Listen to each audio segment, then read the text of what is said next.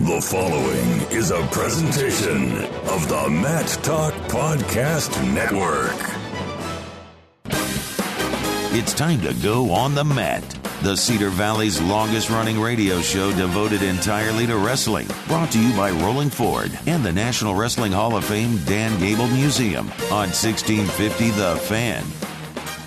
Welcome to On the Mat, post-NCAA Championships edition. I'm Kyle Klingman of the National Wrestling Hall of Fame Dan Gable Museum, joined by our own living, breathing elevator, Doug Van Gelder. We got to start with that, man.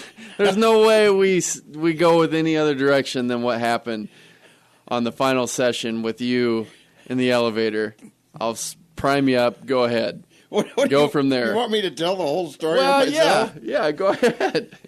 I couldn't really hang out with you guys because you walked too fast for me. So I just was still down at Union Station. You guys had gone back to the arena or off to a coffee shop or something. So it's about 25 minutes before the meet's supposed to start, I believe. Wrestling started at 7. 7, yeah. Finals start at 7, yeah. I think it was a quarter after 6 when I called Bo. So, well, whatever. I came in kind of a back way and got in on the ground floor, floor 2, and I had to wait forever and ever for the elevator. Well, you know, I'm going to wait because my legs and feet just don't handle those steps very good. So we got in the elevator, and it was full. I tried to beg off and told him, you sure you want me to oh, yeah, this elevator takes so long, you don't need to worry about it, Come on. So I got in with him, and the elevator started, sort of, because it took like forever to go up one floor. And we got to that one floor, P3 light went out, and it just, all the light just, we're stuck. Well, they had to call a box down there, and they pushed the call button. And in the meantime, there's some guy that says, he was counting heads. He says, we got 11 in here. It's only supposed to have 10 people. Some other guy says, let's count off on weight. One guy goes 206, the next guy goes 248. I say 400 in the back of the elevator. Some guy says, we're screwed. So there we were, stuck in the elevator about 35 minutes before the wrestling's supposed to start. They get a hold of somebody, and they send us down a floor, and 2 floors, and then 3 floors. So here I am, way in the bowels of what was the name of the arena? I don't even remember. Not Scott Trade Center. Trade Center, yeah. So now what am I stuck doing? I'm walking up more steps than I ever had all day.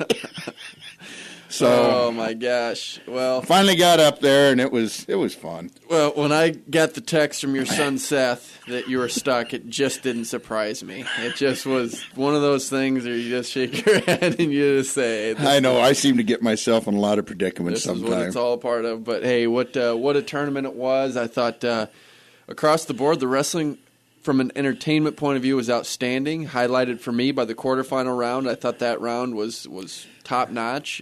We had talked that we both felt that the finals were outstanding. So did your sons and the group that we went with. And highlighted by Penn State running away with it. 146.5 points after getting second at the Big Ten tournament. Ohio State was second with 110 points. Penn State, just the 4th team in NCAA tournament history to have 5 NCAA champions individual. Iowa has had 2. Iowa had it in 86 and then 1997, and then Oklahoma State in 2005. So now Penn State of 2017 has 5 NCAA champions, and I think they're going to break that They're next all year. back next year. All back. All back, All plus back. a guy that had the possibility, definitely, Suriano. Yeah. to be another champion at 125. And Snyder back next year, though, right? Snyder for Ohio State's back. But of the 5 champions that are back, not only this is scary. Not only are they all back next year, 4 of those will be back the following year. So you have that to look forward to, Penn State. And then 2 of those will be back in 3 years. 2 of those are freshmen. That's scary where Penn State is right now. Joseph was a freshman, right? Vincenzo Joseph. is a freshman, redshirt freshman, and then Mark Hall's a true freshman. Yep. And then you have Bo Nichols, a sophomore. You have Nolf is a sophomore, and Zane Rutherford is a junior. And then Suriano is a freshman, and he wasn't even in the lineup. This team is scary. I don't know how they were derailed. I think it's fun to be seeing history made. And I think before they're said and done, they're going to get that team point record. Yeah, I think so too. I think they'll break it next year. I just don't know how they don't with that kind of depth. And just knowing what other teams have, Iowa's gonna. And I know everyone hates the word rebuilding, but it is. They have some. Yeah, they lost a number of seniors. They lost this year. a number of seniors, and Oklahoma State will rebuild. Ohio State will, although they have some depth. So, not only is Penn State coming back stronger than ever, they're coming back stronger than ever with a weaker field than it was this year. So, top to bottom. Hats off to Penn State for what they were able to accomplish. Great team. I want to give hats off to St. Louis. They really know how to put that tournament on. The first day they got off to a little rocky start with the crowds. They should have probably started an hour earlier letting people in because it did kind of get jammed up out there. Enough people didn't remember that they shouldn't be bringing backpacks and this and that and everything else into the arena because that was a holdup. But they got around it on the second day and the third day. Didn't have that problem. So, like I said, the people of St. Louis, you do a good job. Did a great job, and it's probably going to go back there. It'll be in Cleveland next year, and then they're going to decide the 4-year cycle. I can't imagine that St. Louis wouldn't be in there at least one or two more times. So I'm sure we'll see St. Louis again. Central location, decent weather. I don't think we've ever had it too bad down there, have we? No, it's always been good. So my vote goes for them. Yeah, I hope we get to I don't have one, but hey, as a fan, you have a vote because that's my main claim to fame is being a fan. Yep. That's all I've ever wanted to be. Is the fan. I enjoyed wrestling and I enjoyed coaching, but that's my expertise now, being a fan. Well, we get a chance as fans to break down what happened with Dan Gable for 2 segments. Gable, of course, the namesake of the National Wrestling Hall of Fame Dan Gable Museum. He was part of 2 of those championship teams that had 5 NCAA champions, so we'll talk with him in our next 2 segments. We get to break down the NCAA tournament from our vantage point. Let's talk about the Iowa teams, the 3 Iowa teams, headlined by the University of Iowa, got a trophy. A move up from last year where they placed 5th. Yeah. Iowa had 97 points, 5 All-Americans, 1 NCAA champion, and Corey Clark, who was a 4-time state champion in Iowa high school wrestling. And interesting bit of trivia here. Someone had asked me who was the last time that 2 4-time state champions had wrestled in the semifinals together. This year that happened with Brandon Sorensen and Max Thompson wrestling opposite mats. Both were Iowa high school preps. Both happened to be 4-time state champions. I had to go to Andy Hamilton of Track Wrestling to figure that out. Last time that happened would have been in 2010 when it was Andrew Long and Matt McDonough wrestling in the semifinals at 125. So a pretty interesting piece of history there. But Iowa, of course, it was never the tournament they want. They want NCAA championships. But I thought they showed signs of improvement this year. I thought it was a positive tournament for Iowa because they had an NCAA champion, and then they had 4 guys in the constellation finals. 3 of those got 3rd, 1 got 4th. I thought it was a good tournament for Iowa. Yeah. I really did. My hat's off to them and a good season and for them. A little attempt at fun for Clark. Yeah. Well, everyone's talking about this. You didn't get to see it yet? Or? Yeah, I've seen it a few times now. I went back and watched it finally.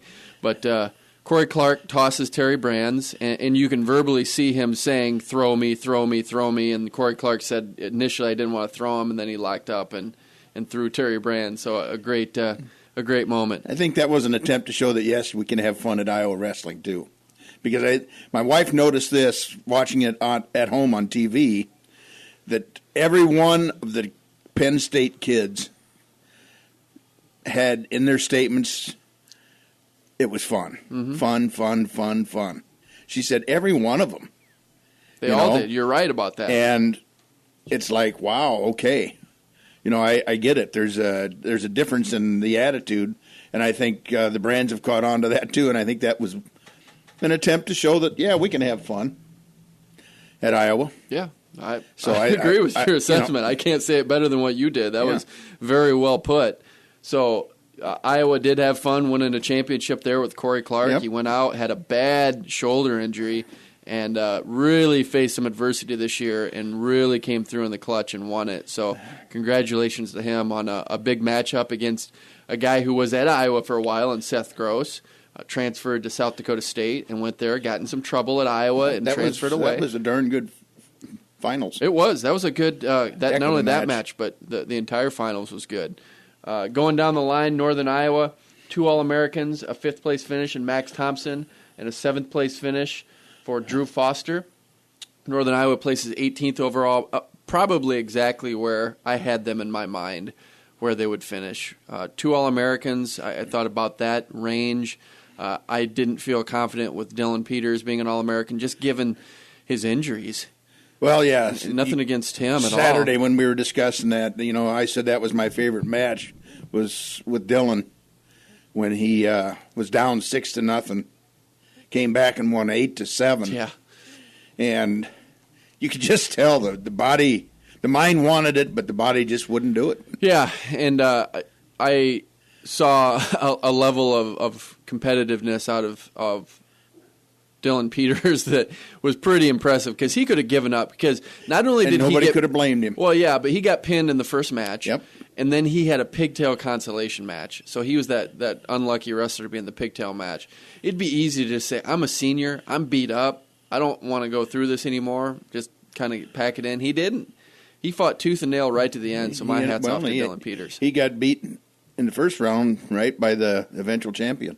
Yeah, Darren Cruz from Lehigh. Yeah, that's absolutely right. So yeah, I mean, what a solid career for Dylan Peters. Battled a lot of injuries during that career, but I think we're seeing some upside from Northern Iowa. That's one match I'll take away from this tournament. Was that 8-7 match that he won? Yep. Yeah. Iowa State, as we mentioned, 1 point. No All-Americans with that. I don't really want to take it any further than that. We know Dresser's got his work cut out for him, and it's sad to see Kevin Jackson. He wasn't. Was he even in the building? To my knowledge, no. No.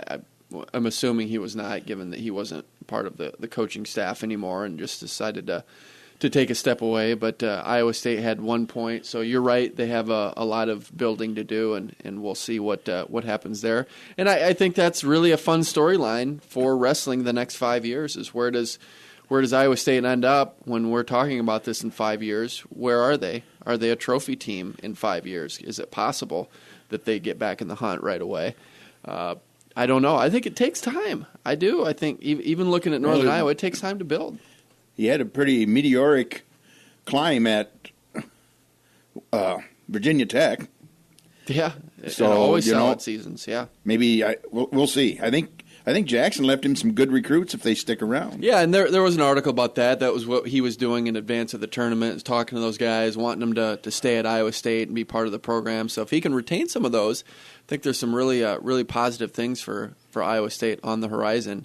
And just up and down, I think with 1 point, there's nothing that needs to be said about Iowa State. But if we're here to grade Iowa and Northern Iowa, what would you give them as far as a letter grade? I'd give Iowa State an F. They failed in just about every way possible. Okay, you and I? A C. C? I still think they're capable of much more, but I don't think the wrestlers realize that yet. How about Iowa? Iowa, I'd give them a B+. B+? B+. Yeah. Just because how they handled coming back and doing things, yeah.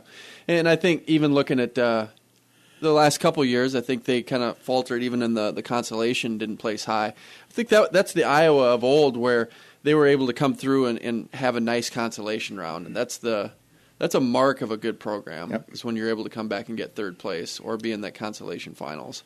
Top to bottom, if you look at individuals, who are maybe the two that stood out to you from just a competitive vantage point? And maybe I'll say outside of Zane Rutherford, who absolutely blitzed the competition, just on a different plane.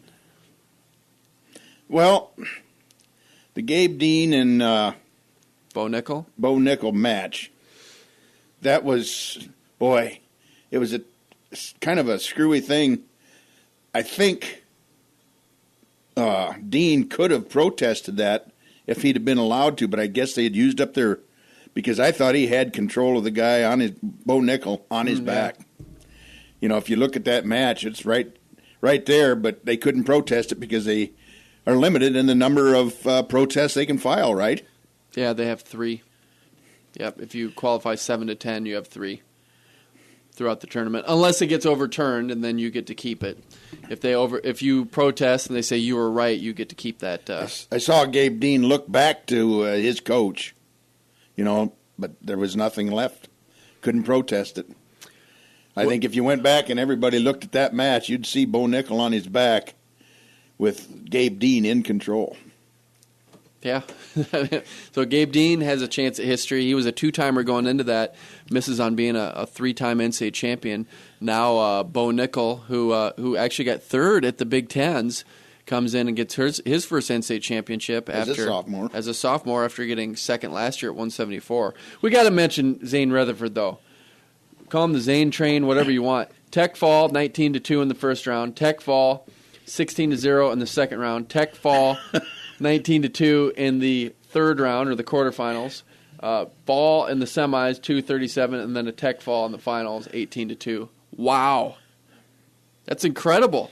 That's pretty much dominating your weight class. That is. That's what you would call that. You have no peer. No. In that situation. And I don't see anything different going into next season. Interestingly enough, they started at 197, which would have been Jaden Cox. So you have a bronze medalist from the Olympics and an Olympic gold medalist as your first 2 weight classes. Well, you know, I think that was kind of, I don't know if the fans actually voted for the Dean and Nickel match to be the last one. I think they put that out there, but the 2 obviously superior wrestlers got to be done with it. Yeah. You know, and the fans, okay, now let's get down to the matches. Yeah. So. Yeah. It was. It's funny to think about, though, that you have your best 2 wrestlers going first. But from an entertainment point of view, their competition. I agree. Yeah. Well, you know, and there's another thing that came up for me as a fan. Why doesn't every kid have a red and green ankle tags? Well, you brought of their that own. Up. Yeah. You know, you go out and watch a referee having to deal with that. They never check those things for blood or anything. They just smooth them out and lay them down. Go over and pat somebody on the back, grab somebody by the arm. We got skin diseases. We wonder why. Let's do that. Let's make it simple. Every kid is responsible for his own leg bands. All right, you heard it from Doug. Maybe you're going to influence this and bring in some necessary change on that. Well, it should have been done years ago. Well, you're bringing it to our forefront here, Doug. Hey, we got a fun time here. It's been fun reflecting, man. We could have gone the whole hour, but we get a chance to break down what happened in the NCAA tournament with Dan Gable, namesake of the National Wrestling Hall of Fame Dan Gable Museum. He knows a lot about winning. We get a chance to talk with Dan Gable next on The Mat. 24 hours a day, 7 days a week. When all you want is sports, all you need is 1650 The Fan. We are back on The Mat, 1650 The Fan. I'm Kyle Klingman of the National Wrestling Hall of Fame Dan Gable Museum. This is our post-NCAA championship show, and what a better way to do that than with the namesake of the museum, Dan Gable, championship coach of 15 NCAA championships for the University of Iowa in 21 seasons, 21 consecutive Big Ten championships, 1972 Olympic gold medalist, and the most important, he was a 3-time state champion for Waterloo West High School. He's on the line with us. How are you, Dan? I'm doing okay. You're doing okay. Well, post-NCAA championships, 4th time in history that a team has 5 individual NCAA champions. You were part of 2 of those teams. When we look at Penn State, how do you assess where they are in the scheme of things? Well, you know, they only had 2 Big Ten champions, I believe. And then they turned it around, you know, within a 2-week period and got 5 NCAA champions. My last year, that's exactly what took place. Even though we had 6 in the finals, we ended up 5 first and a second. We only had, I believe, 2 Big Ten champions at the time. So there's something there that works well for them. and it's something that is not just based on from the Big Tens to the Nationals. They have it going for them to the fact of just a few momentum switches, just something that all of a sudden it's close, but it's not quite there, and it gets there. So they're at a high level right now. They're at a high level. And, I'll give you an example. The 165-pounder for Penn State.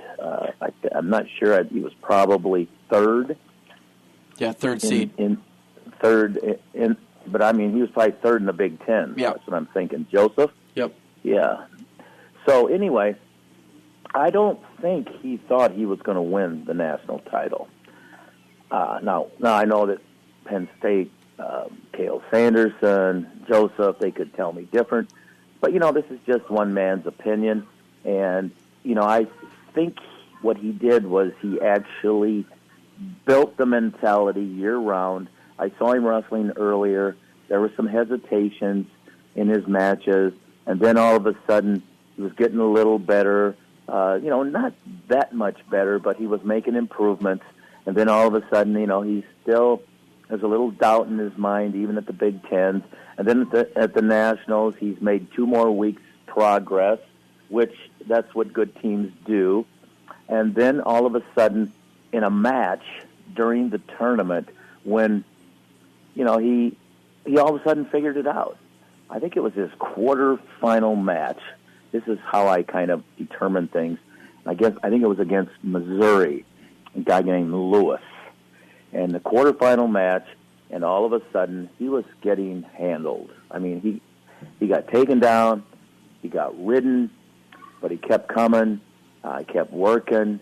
He was just getting overpowered, out-wrestled, and then for some reason, all of a sudden, he was better prepared than the next guy, and all of a sudden, he started coming on a little bit in the match, and then he ended up kind of dominating the last part of the match. However, it was still close. It came down to like one move, one call, but it was his. It went his way. It should have went. He made it happen that way, and I think that right there put him into it put him into the semis, but it gave him the mentality to win another match, and then the next match gave him the mentality to be in the match in the finals, and wow, he held up. He wrestled a guy going for his third, Martinez, and I'll tell you, he really advanced a long ways during the year, but right up till the national tournament, and he gained that much more that was needed right during the tournament. So you don't never know what a guy has until it's all over. And, he had the potential, but he just didn't have the mind, and all of a sudden when his mind snapped, he was able to beat an outstanding wrestler in Martinez.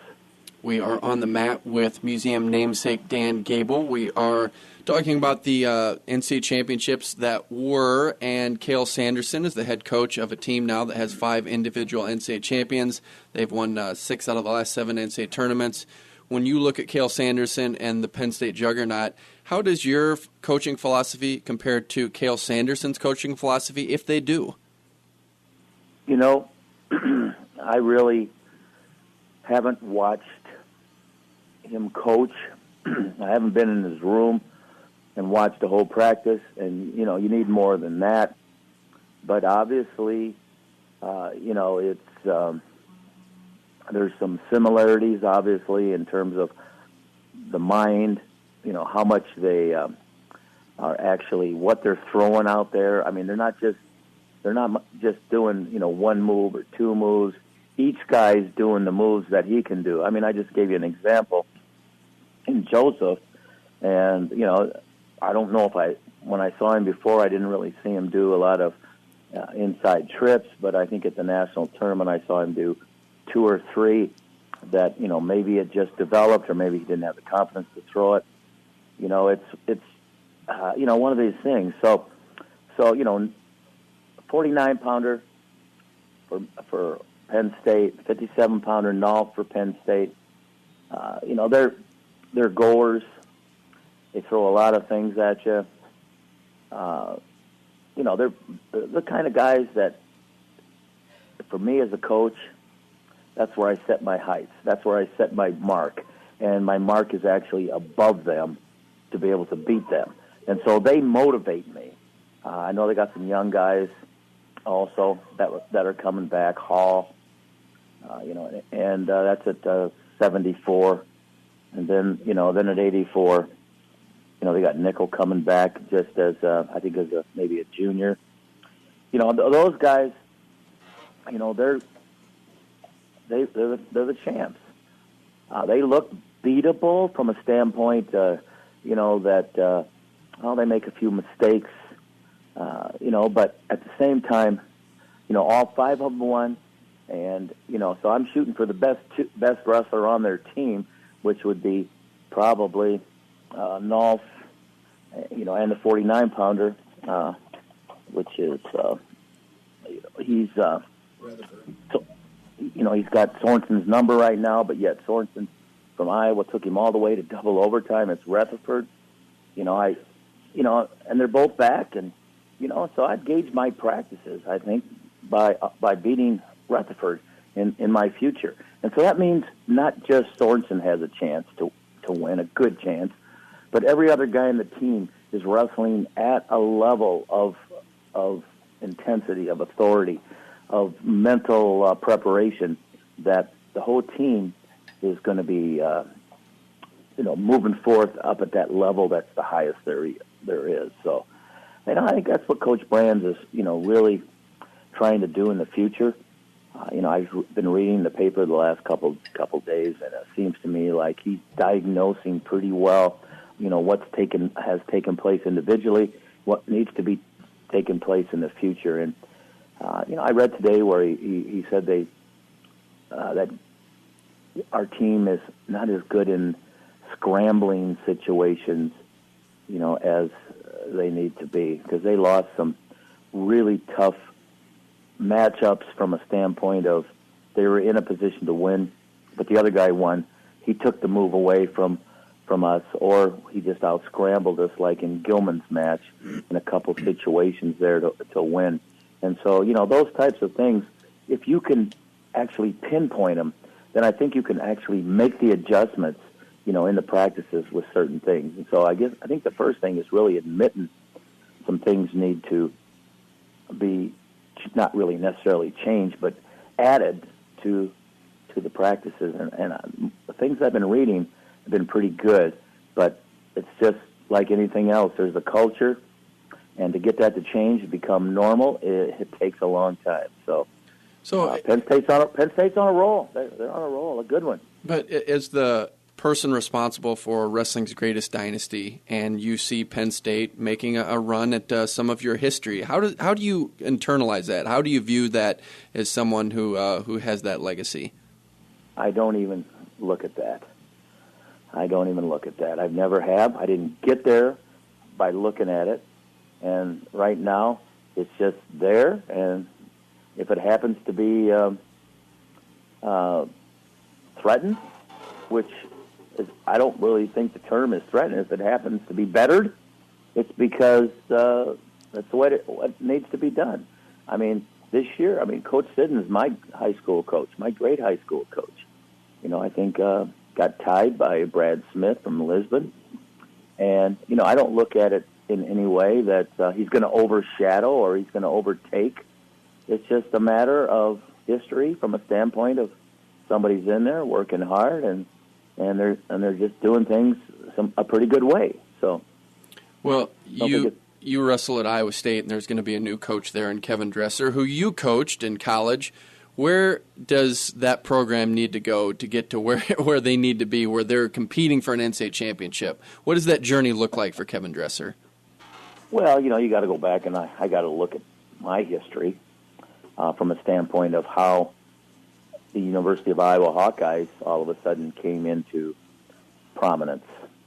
And we didn't have the background. We didn't have the history Iowa State did. So for me, it was like to take a newcomer and to take it to the length and depth of history as we did, Kurt O'Meyer, myself, lots of people, athletes, administrators, that's like starting from pretty much scratch, whereas it's been built. It's been there. I don't know if there's too many people there within the staff right now that has seen Iowa State win a lot of national titles, but there's some people around, and I know that the last championship has been Jim Gibbons, and I think he lives in Ames, Iowa, and I think he helped bring in Dresser. So, there's lots of help that is available, and Dresser's been on championship teams, as the Hawkeyes. So, he's been around. That doesn't mean he knows all the answers. That means he could use some advice. He can use some help. And my understanding is that's one of the good things about him is that he doesn't try to do it all. He just tries to kind of manage it all. And I'll tell you what, when you're winning national titles and when you're doing something of that high of authority, it takes a lot of management because it takes more than one guy. Kevin Dresser's not going to just do it on himself. Dan Gable just didn't do it. It's not an individual wrestling match. And even that individual wrestling match took a lot of people to make that one guy good and great out there. But when you're talking about 10 athletes, and actually you're talking 30, and then you're talking a club, and then you're talking 40 to 50 athletes, and you're talking a lot of working parts, it takes a really good manager. It's almost like a professional baseball or football team. But at the same time, you got to use your skills where you need them. And if you're a pretty good manager and if you're still really good in the practice room, then that's where he needs to be. But if he's a real good manager and he's best on the road recruiting and best administratively or best mentally helping counseling these kids, that's where he needs to be. But he'll have to put those parts together. But my understanding is, that's kind of where he's good at. So I think there's some good times coming from a standpoint of a really good competitive atmosphere in the state of Iowa between Schwab, who had, a decent year. He's bringing some kids along. Iowa State was, as low as they've ever been. But they've been high. And there's a lot of things built already. Not unlike Iowa when you had 200 fans, and all of a sudden when you started winning, it jumped up to 2,000. They already got that 2,000. They got more than that. They got 15,000, 20,000. But some of them are probably sleeping, those fans, for quite a while now. And they're going to need to be woken up. And I'll tell you what's going to wake them up is just the excitement of a new coach. But more than that, it's actually getting it done, showing some good things. And that's what's going to make the difference in the future for Iowa State. We are on the mat with museum namesake Dan Gable. The University of Iowa had one NCAA champion and Corey Clark. He's also a four-time state champion. He overcame quite a few injuries. When you saw what he was able to accomplish, how should we put his championship in perspective? Wow, that's what I say. I mean, if you want to really diagnose and if you want to really understand how to be right there and how to do it what I call a pretty darn good way, you look at Clark. I mean, Clark's a great example. I didn't even know he had a bad wrist, but he had a bad enough wrist that could have kept him out.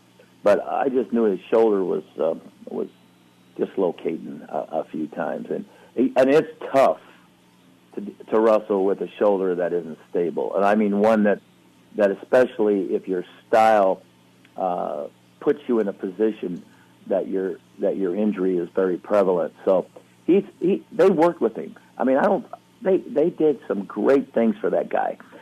But all of the wrestling that they did, it was monitored. All of the wrestling that they did for him was improving on his skill and technique not to get hurt. But what it was doing was also keeping his mind in that game. Because I'll tell you what, it doesn't take long to lose the confidence when you're hurt. And now you're hurt not only physically, but you're hurt mentally. And so they kept his mental up by keeping him from not getting hurt. But more than that, they really wrestled and practiced in a smart way, in a technical way, in a tactical way that gave him a very good chance at winning. And I'll tell you what, I I look at him, how he won, and then I look at maybe Gilman and how he didn't win. And it's almost like they invested so much time and energy in helping Clark with all his physical injuries, that it not only kept him healthy, but it made him a better wrestler, but it also kept his mind really strong and probably developed something that he's never even had before, even a stronger mind. Whereas, like Gilman, it seemed to me about, 6 weeks out, there was not an injury at all to a physical point of view, but it looked like there was something taking place within his mind where he was kind of slowing down a little bit, having trouble getting off the bottom. He's still tough, but they're exposed, some things that just made him a little bit vulnerable, or it made his opponents maybe think they could go with him a little bit more. But the biggest thing that I saw with him, besides having trouble on the bottom, which I think that's part of it, but it seemed to me like he was just wanting to win. And you know what? A lot of people say, well, nothing wrong with that. And there is nothing wrong with that, as long as you win by how big you're capable of winning. Dan, we have to take our first break. We'll be back more with Dan Gable on the mat, 1650 The Fan. Log on and listen online at 1650thefan.com, the online home of 1650 The Fan. We are back on the mat, 1650 The Fan. I am Kyle Klingman of the National Wrestling Hall of Fame Dan Gable Museum, along with Doug Van Gelder. We are fortunate to be joined by 15-time NCAA championship coach Dan Gable, who of course coached the Iowa Hawkeyes for 21 seasons, 21 consecutive Big Ten championships. We're breaking down the NCAA tournament. Also want to break down where the state of Iowa is for wrestling. I don't know if you know these stats, Dan, but Iowa as a state just won its 63rd national team championship, and it's the third time we've had 3 team championships. This year it was Iowa Central, Grandview, and Wartburg. Iowa got 4th. When we give you those numbers, what does that say about the health of wrestling in our state? Well, it's pretty good. I really like that fact that the NAIA, we're having consecutive championships. Community college, we're got several wrestling schools that are in the top, and we're winning the championship there. I like the Division III that has been dominating for a long time. The only thing that's really kind of lacking a little bit is that D1 championship, and that kind of leads everything. So, when that's not there, it's a big mark in the wrong direction. But with those other things, we're not going too far down by any means. And our state championship in high schools are staying. The attendance rate is going on there. We're setting national attendance records and having wrestling meets in football stadiums. And it's going to be tough to break the 42,000 plus fans. So there's a lot of great things going with. Dresser, the hire of Dresser at Iowa State, I think that just shows that we have that much more commitment. But again, we were talking before this about the national tournament this year, and I didn't quite finish on Gilman. And I just think the difference with Gilman was that he didn't really have an injury, a physical injury, but his mind had kind of been wounded from a standpoint of maybe kind of just trying to win a match in some situations instead of trying to dominate a match. And then all of a sudden, when a mistake is made, or he loses a quick takedown, or he gets out wrestled a little bit in a scramble, and the time runs out, you're going to get beat. But could he have been ahead by a lot more? That mistake wouldn't have made a difference. See, I think he could have. That's how much I had confidence in Gilman just as a spectator and watching him. And the only reason why I say that is because he seemed to kind of slow down a little bit. And so we're talking about 2 guys that we're talking about, Corey Clark, that had an injury. We're talking about Gilman that really didn't have an injury, but when you have something that affects your performance, it is kind of like an injury, and so you got to solve both issues, and that maybe that's a lesson that can be learned with some guys that try to put too much pressure on themselves, or they slow down a little bit because they just want to get an accomplishment, and they find that that accomplishment might not be there when you're not in a position, when you're not in the very best position at all time. And that's usually scoring points to make sure that you get it done. But go ahead and talk about Iowa some more if you want. Well, we can talk about Iowa, but I did want to take a minute to talk about international wrestling, and that we've got a couple more weight classes for the non-Olympic years. We're back up to 10 weight classes for the World Championships. I think that's an extreme positive for our international style. How do you see that playing out for international wrestling and what we can do to get to that next level? Yeah, I haven't seen the weights yet. I talked to Stan Desi at the Nationals just recently, and he really said that the weights might not have been determined. Maybe you know better, but maybe they just came out in the last 24 hours or something. But no, I think that's a positive thing. Because we only have 6 for the Olympics, and we had 8 for the Worlds, and now we're going to jump up to 10. So we had 10 at one time, and that was a pretty good thing. And a lot of people don't realize that weight class differentiation is really a big deal. And, just more opportunities. That'll bring more people into the competition. That'll bring more people into our sport, knowing that they can actually have a better chance to wrestle somebody their same size, have another chance to be in a weight class where you can actually qualify for teams. So I think that's a big thing. But again, it's kind of 3 years you're at 10 weight classes, and then all of a sudden you're going back down to 6. But if we get more authority in our sport, we'll have more chances to move up towards that higher figure. We are on the mat with museum namesake Dan Gable. Going back to the state of Iowa and the University of Iowa next year is going to be an interesting year with Spencer Lee coming in. He came off an ACL injury in the state finals. A lot of people are talking about that match. Don't know if you've had a chance to watch it or hear about it, but how should the University of Iowa handle that situation knowing you have an injured athlete coming into the program? Well, I really am not up to date on it. People told me they saw him at the national tournament and that he looked like he was fine as far as walking around. So maybe it's one of these injuries that are partially torn and that you need to let it heal, and it's not one of these year-long heals, and maybe it's 2-3 months, maybe it's 6 weeks. If that's the case, then I think we're in pretty good shape.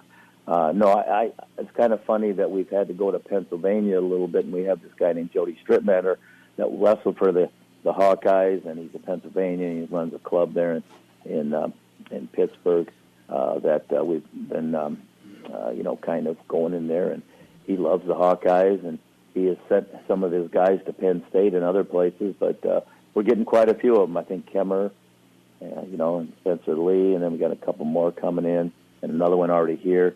So that's good. But I think the answer really, is kind of right here inside the wrestling room, within those 4 walls with Coach Brand, and just the training he does.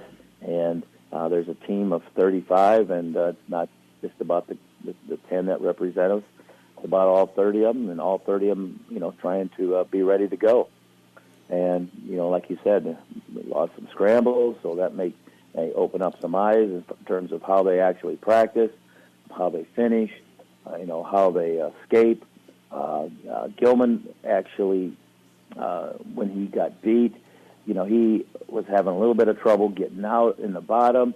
But what's funny? That's about countering takedowns too. And he got taken down a couple of times. In fact, he even was in on the winning shot, I believe, and got kind of out scrambled there in a limp leg type situation, which again it goes down to a lot of flurries goes down to a lot of things happening, not hanging on, making sure you're in control. When these athletes dive for your legs to try to escape or try to keep you from taking them down, you got to be so good there. And it's all a part of not just takedowns, not just escapes. It's a part of riding in control. It's a part of finishing takedowns. There's a lot to be learned in our sport.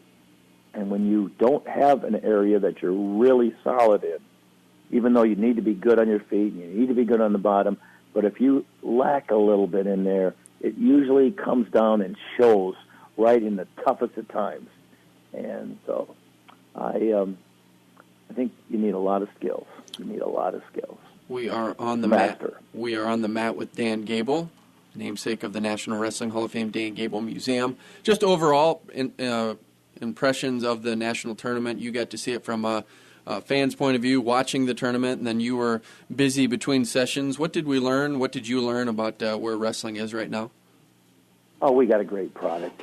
There's some things that we do with officiating that we make these calls when a guy drops down on an ankle or picks up an ankle and they start calling, right away. Maybe it's the best thing, but I'll tell you what, there's some situations if when it happens, if you come up off that leg, you're going to lose the reversal or the escape, and that's the difference. And it's not so much hanging on. It's kind of like you got to learn to finish.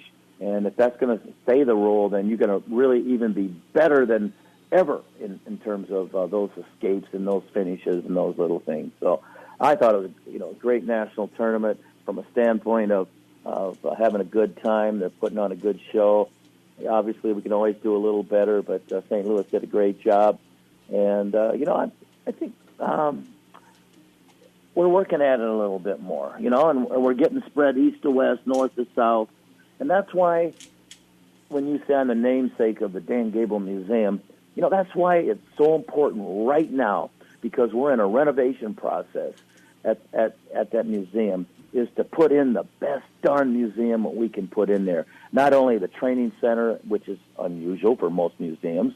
We got a Gable wrestling room in there and a teaching center. But more than that, we're replacing the old kind of looking at things to interactive type of stuff for the kids of these days. And so right now, we need to have a lot happen in the next 4 months. And if people want to step up and help keep something going good and even better, then you take a look at that Gable Museum, because I think it's going to be a catalyst for the Waterloo, Iowa, Cedar Falls, for the state of Iowa, for the nation. I'm pretty proud to have my name on there. I'm real proud, but more than that, when you walk in the door, that's what I want it to be all about. And we need that for the youth of America. So anyway. Even at the national tournament, do you get to see your family much while you're there? Because you're on the go quite a bit. I'm on the go, but my family loves the national tournament. And they can be there and have a great time, and I don't have to be right beside them. But they like it when I'm there, but you know what? They don't mind it when I go over and sell books, or if I go over and do interviews, or if Billy Baldwin comes up in there, and they get a little ink themselves that way. So, it's exciting. It's exciting. And when I get overboard, my wife tells me. So this year I didn't do the national finals on ESPN3. It's the first time in 3 years. And she said, you know what, you got to sit with us during the finals. It's very important for you to be there, and so don't do it. And I said, okay. And I had a great time, especially with Clark winning and just watching and sitting there and with my family and people bopping in and singing me. It's worth it. All right, we've been talking with museum namesake Dan Gable. Thanks for joining us for 2 segments, and I'm sure we'll have you back on soon, maybe after the World Team Trials. I appreciate that, Kyle, and you and Mike Doty and myself. We got to make that museum. I should make it better than Oklahoma's, but that's kind of how we wanted our wrestling. But they're kind of in charge a little bit, but not totally. So looking forward to see you again. All right, appreciate it. That was Dan Gable, namesake of the National Wrestling Hall of Fame, Dan Gable Museum. Doug, I always learn a lot getting his perspective and just getting a breakdown of the NCAA championships. And what stood out to me with Dan's comments were that he's not worried about his legacy, which I would expect. He just says, hey, whatever's going to happen, he did what he could, and he's not necessarily going to look back in hindsight and say he should have done something different, but he embraces what's going to happen. I love listening to Dan because everything is just a matter of facts to him. You know, he's not one of these guys that needs the praise or anything else. He's comfortable with himself, and he just tells it like it is and the way he sees it. Yeah. I love it. And it's a very progressive, forward-thinking mentality. So I'm at that appreciation night and had a chance to talk with him, and he's just so down to earth. It's cool. It's just fun. really cool. And to get his take on where things go. And you think about his legacy. You talk about there's only been 4 teams now that have had 5 champions, and Dan's 2 of those. Coached 2 of them. Yeah. And so he understands what it takes to get there and how you get there. And he's had multiple teams that have had finalists and multiple finalists, so he knows what. I think he's competitive enough that if they get 6, he's going to be a little ticked. Well, I don't know, but here's a stat for you. I think this is worth letting people know. Of the 3 Division I schools, all 3 head coaches were NCAA champions at the University of Iowa. I think there's something to that. There you They're go. all Dan Gable recruits. So, Yep. Doug Schwab went to Iowa. Kevin Dresser went to Iowa. Tom Brands went to Iowa. So We talked about who the next people will be that come out of Kales. Yeah. Who's going to be coaching? Who's going to be the good coaches out of there. We've had a great show. 2 segments with Dan Gable, 1 with Doug Van Gelder. Doesn't get better than that. You've been listening to On the Mat on 1650 The Fan. You've been listening to On the Mat, the Cedar Valley's longest-running radio show devoted entirely to wrestling. Brought to you by Rolling Ford and the National Wrestling Hall of Fame Dan Gable Museum on 1650 The Fan.